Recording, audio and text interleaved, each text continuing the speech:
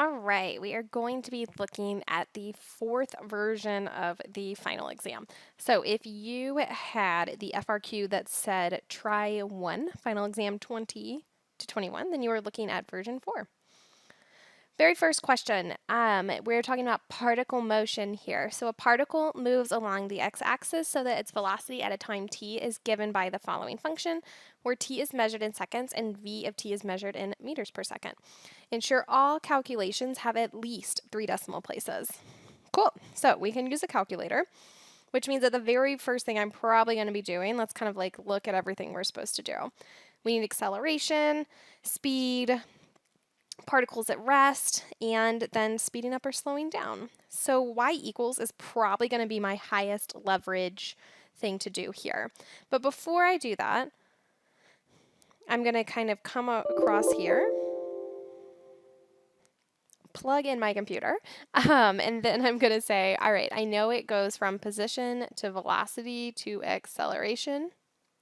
And then I also know that this velocity is the derivative of position, and acceleration is the derivative of velocity, and the double derivative of position.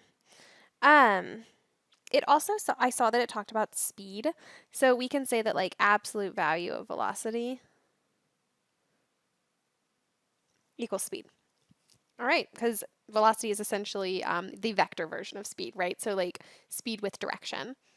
So find the acceleration at time t equals 7. I'm going to come in here, and I'm going to actually plug this into y equals, and I'm going to go to alpha y equals to get that fraction. I like that stacked fraction because it really ensures that my order of operations is appropriate. So get this typed in.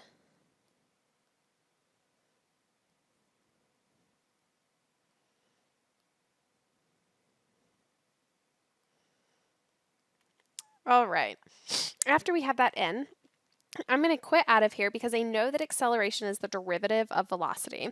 So I know that like a of 7 is going to be v prime of 7, which in this case, I'm going to come in here and use that math 8 function, write that in derive, and we're looking for d over dx.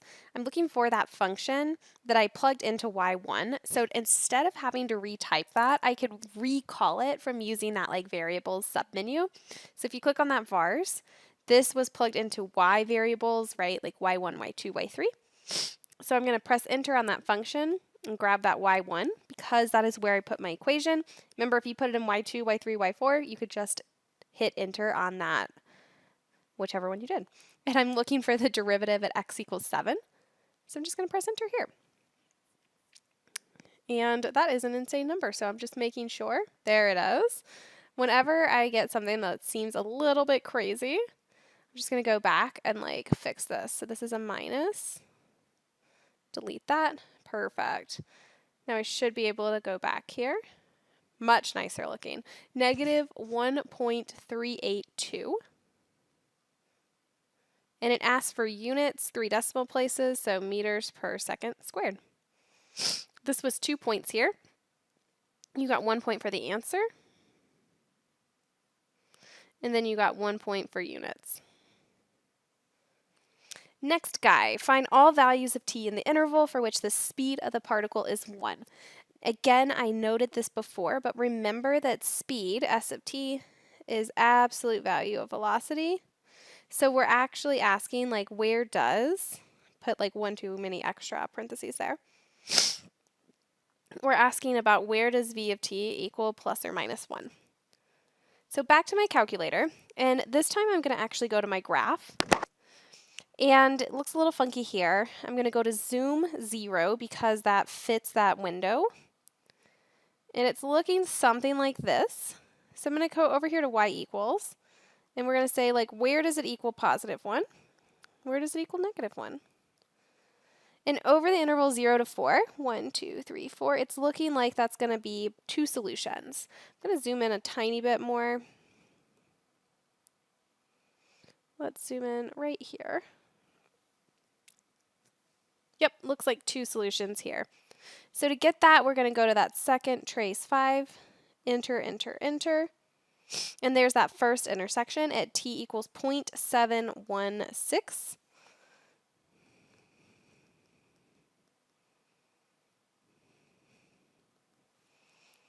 That second solution is that -1 that's occurring underneath the y-axis. So I'm going to go again, second trace 5.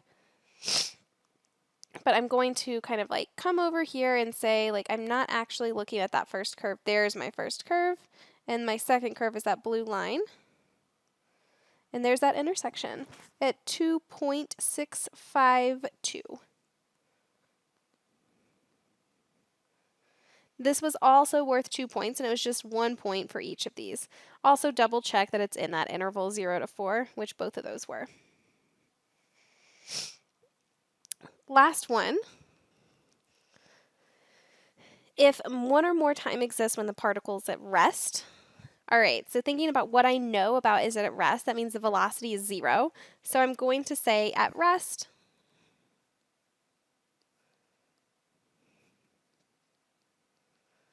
when v of t equals 0, and I know that that actually does occur, so if I come over here and go back to my handy-dandy calculator, I'm going to zoom out because it wants to go all the way to 10 seconds, so I'm just going to go window and get that x max up to 10, because I'm really just seeing like how many times does it cross the x-axis. We can also get rid of those ones if it helps you see a little bit better idea of what's happening. Looks like there's only one solution here, so I'm going to go second trace. We are looking for a 0. So I'm going to go to the left and to the right. There it is. Sorry, it's taking a million years here. There we go. So the left is going to be above that x-axis. The right value is going to be below that x-axis because we're kind of looking to like hug that. And it looks like my 0 is 1.039.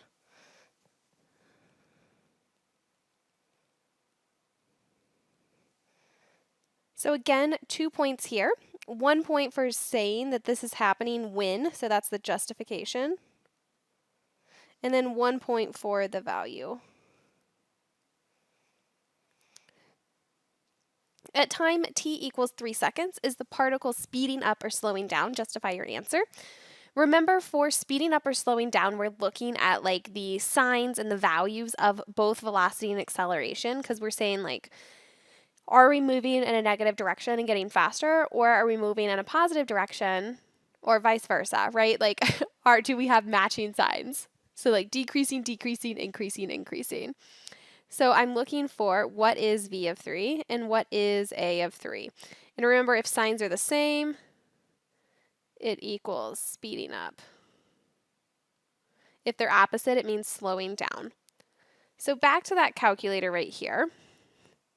Let's go about this and say, okay, let's go to second trace, that calc menu, and let's find the value when x equals 3. This is a velocity function. So it's negative. My velocity is negative. And then let's go back to that menu and do that dy over dx and see what's going on with my acceleration. So it's looking like acceleration is negative 0.54. Velocity is negative 1.18. So this means we are speeding up. The particle is speeding up at t equals 3 seconds because both v of 3 and a of 3 have a negative sign. Make sure in your justification, so this was 2 points as well, 1 point for naming that's speeding up, and 1 point for either giving values or saying they both have a negative or a positive sign. So you couldn't just say they both have the same sign, because then that makes that answer kind of like a 50-50 guess, right? Like, oh yes, it's speeding up because they're both the same, or it's slowing down because they're opposite. You need to actually tell me like what your evidence is, and they're both negative, so that's where that second point comes from. This whole question was out of 8 points, so give yourself a score out of 8 on number 1. How did you do? On number 2, we have a piecewise function. So these get a little bit tricky with all of these. It's mostly about notation, so please pay very special attention to where all the notation is. What is f of negative 4? So remember that I am looking at these domains over here on the right to notice like where is -4, which piece of the function will I use? We are using that first piece, and because it's just a constant horizontal line, I don't have to substitute anything in. And I just say f of -4 is 4. That was 1 point. Done. Continuity. So here's where we get a little bit trickier. We are not using a calculator. So I need to name, like, is it continuous at x equals 0? I notice that 0 is actually like in that domain break right there. So I'm going to be looking at these two pieces of my piecewise function. So for continuous, remember we have to say the limit as x approaches 0 of f of x needs to equal f of 0. So to prove that first part, like, does it approach the same value? Because what we want to know, right, is we're saying, like, from the right, from the left, does my function get to the same value? And then also, is there not a hole at that point?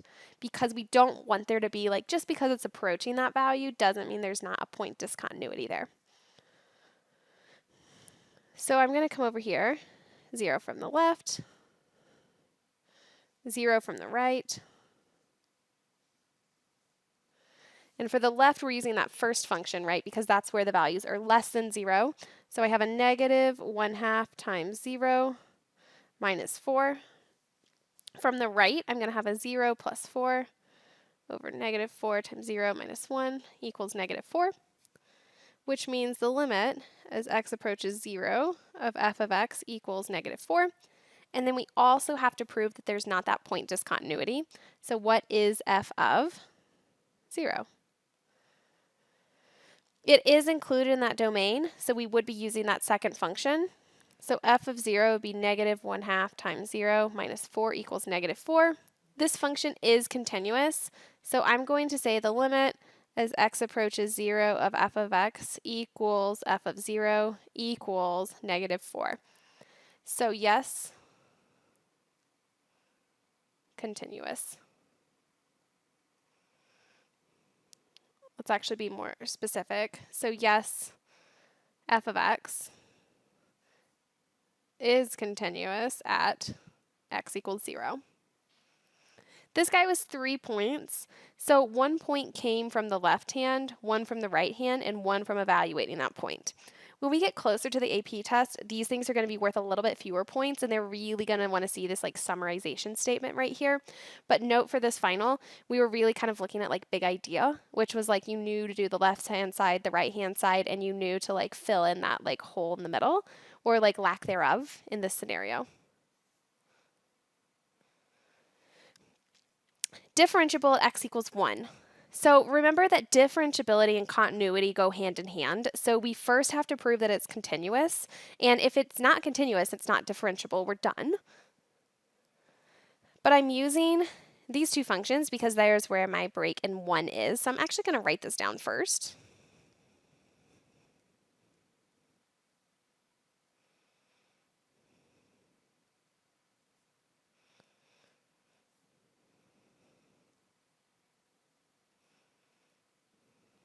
That way I just kind of have something to work off of.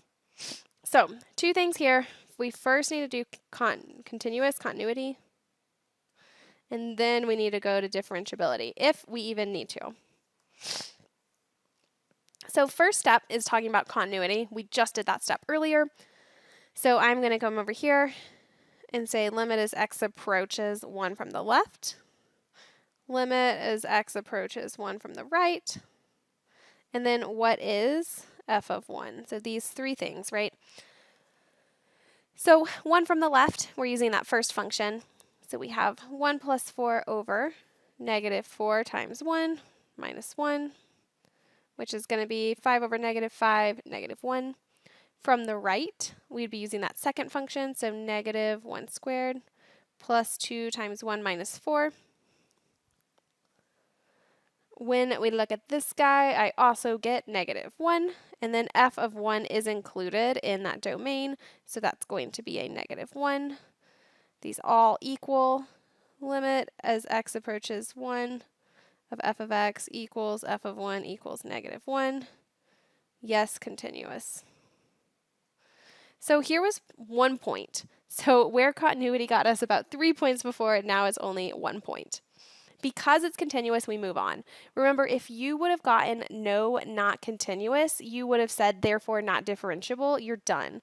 But because it's continuous, we have to go forward and check for differentiability. So we already have function f, so I'm going to come over here and say, like, if that is function f, f prime, I'm taking the derivative, so low d high, high d low.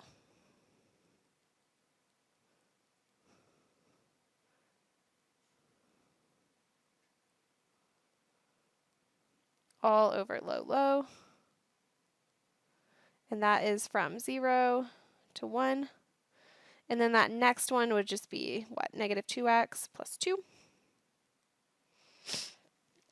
And so for this guy, we're doing the exact same thing, but we just need to show that it is differentiable, that both of those derivative values are approaching the same number. So I'm going to come over here, if I can get this out of the way first, right? And I'm going to say I need for, there we go, the limit as x approaches 1 from the left of f prime of x, and I need the limit as x approaches 1 from the right of f prime of x. And I also, what is f prime of x? So once I do this, f prime of 1, I'd use that last guy. Negative 2 times 1 plus 2 is 0. So we all want these values to equal 0, essentially, is what we're saying. So limit as x approaches negative, or 1 from the left. Remember, we're using that top guy right here. I'm actually going to press pause and just get this all worked out. So press pause and get this work done. So when I get that, remember, like, you don't have to do all the math out, especially if it's no calc. But once you notice that these things are not going to be equivalent, I'm just going to say here, the limit as x approaches 1 from the left does not equal the limit as x approaches 1 from the right of f prime. And then because these values, right, are not equivalent, so I'm going to say, therefore, not differentiable.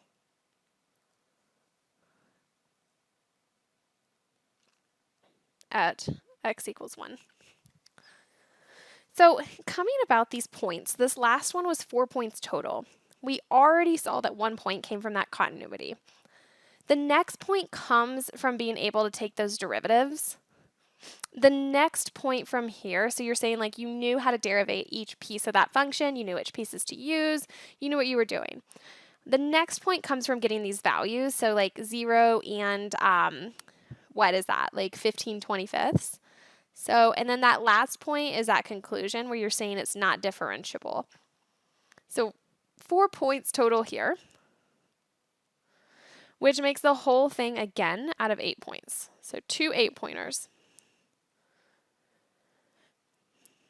Very last guy, a 20-foot ladder is leaning against a building. Let's start getting this filled in. I kind of like to draw as I go. So we're going to call this x. You can call them whatever variables you want. I usually like x to be a horizontal just because x's move left and right. I like y to be verticals, and then z is a diagonal. So z is a 20-foot ladder. And B is on level with the ground. Someone starts pushing the ladder towards the building. So if you think about little person right here, right, standing here, pushing the ladder towards the building, we're going this direction, which means if that ladder is being pushed towards the building, when that CB side gets shorter, that AC side gets longer at a constant rate of 4 feet per second. Once we bring in rates, I'm like, okay, related rates, I'm going to start writing some rates in here.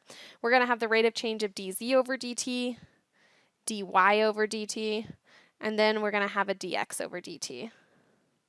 This guy is 4 feet per second because this is the rate that that person is like pushing the ladder towards the wall. Find the rate of change at which the top of the ladder is moving away from the ground. So that's this dy over dt, right? So like, what is the rate of change as this ladder is going up the wall?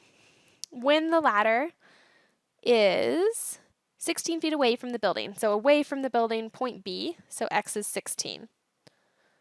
I know that this is going to be because I have a triangle. I know that this is going to be some iteration of the Pythagorean theorem. And I also know that because I'm doing rates, I'm going to be using implicit differentiation. So that would be like differentiate with respect to time, because none of these variables are t. This is dx over dt. This is dy over dt. And dz over dt. Once I start plugging in, if you recognize the fact that you need to solve for y first, go for it. Good for you. But once I start plugging in, I recognize that there are a few things I need to kind of solve for. Remember, you can always cancel out the 2's. I'll keep them in here for now.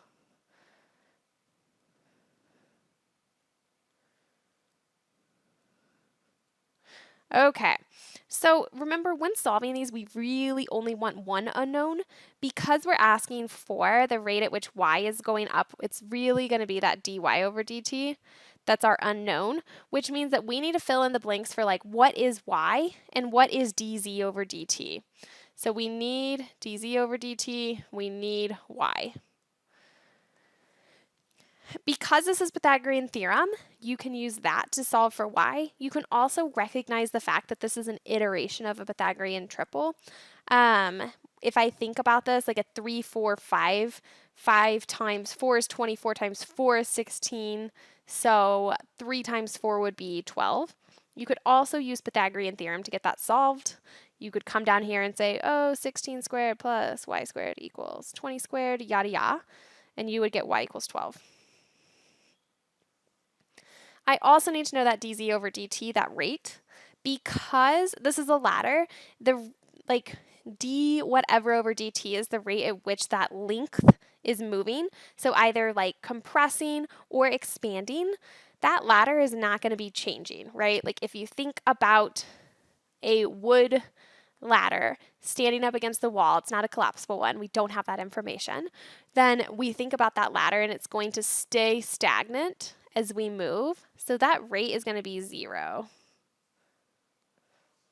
That ladder is doing nothing. So that cancels all the way out. And we are left with solving this guy right here. I'm going to cross out the 2's. Because if everything's being multiplied by 2, then it is unnecessary. So we are just left with 16 times 4 equals negative 12 dy over dt. And then we're just dividing by not negative 21.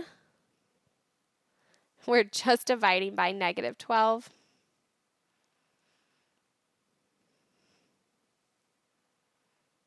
Oh, you know what? And I just realized as well that because that distance is shrinking, that needs to be a negative 4. So that's a negative 64 right here. My bad for that, because that distance is shrinking.